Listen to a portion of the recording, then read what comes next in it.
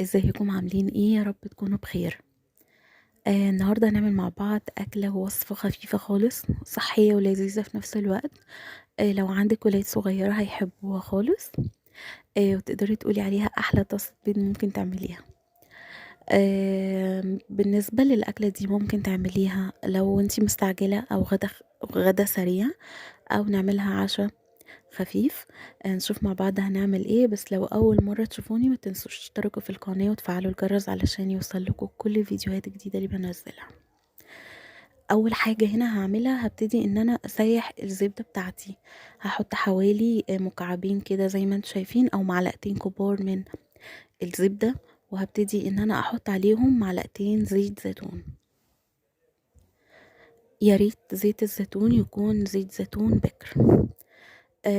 اول ما هتسيح الزبدة معايا هبتدي انزل بالفلفل. انا هنا حطيت فلفل الوان، بدل ما احط كمية فلفل كتير عشان ما تبقاش سبايسي قوي او حراقة قوي او حامية يعني، زي كل واحد بيقولها ايه.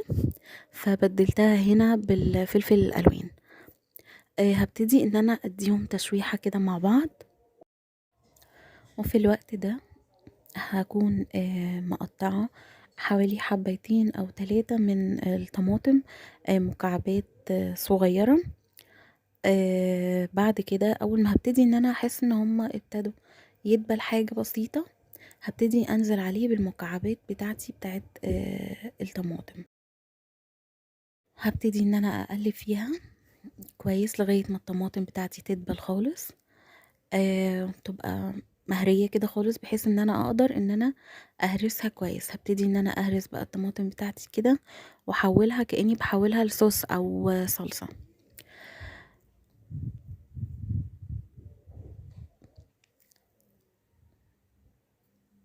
بعد كده الصدق بتاعي، هنزل بالصدق بتاعي اللي انا محضراه.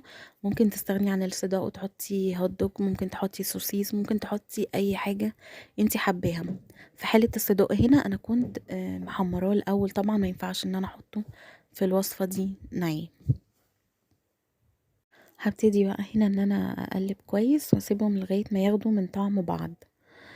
هبتدي الاضافات التوابل اللي انا حطيتها هنا الملح بس، لان طبعا الصدق بيبقى فيه توابل ونكهات كده حلوة، فمش محتاجة ان انا احط اي توابل تاني.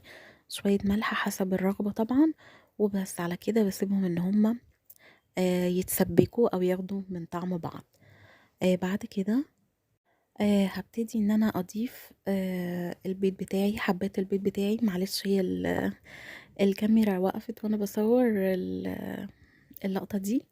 هنا اهو بعد ما حطيت البيض، طبعا بتحطي حسب الكمية اللي انتي عايزاها، وحسب انتي عاملة قد ايه الطماطم والصدق. هنا انا حطيت حوالي 5 بيضات، وكنت حاطة طماطم حوالي 3 حبات. فكانت النسبة كويسة. طبعا تقدري تغيري زي ما انتي عايزة.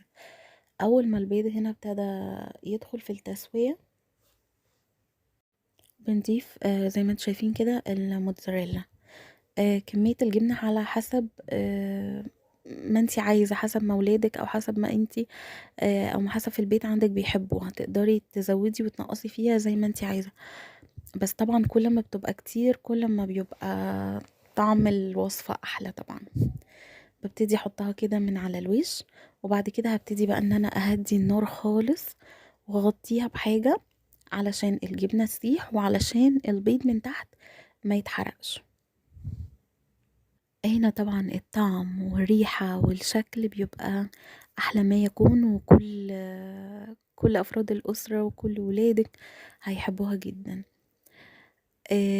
هنا أنا حطيت كده علشان أكسر بس اللون. تقدري تحطي أي حاجة خضرا عندك، ممكن تحطي كزبرة، تحطي بقدونس، تدي كمان شكل حلو. هنا الوصفة بعد ما خلصت طعمها تحفة جدا وشكلها رائع. كل ده يحبوها. جربوها وقولولي رأيكم في الكومنتات. ولو عجبكم الفيديو ما تنسوش تعملوا له لايك وشير، وتشتركوا في القناة وتفعلوا الجرس علشان يوصلكوا كل الفيديوهات الجديدة. بالهنا والشفا.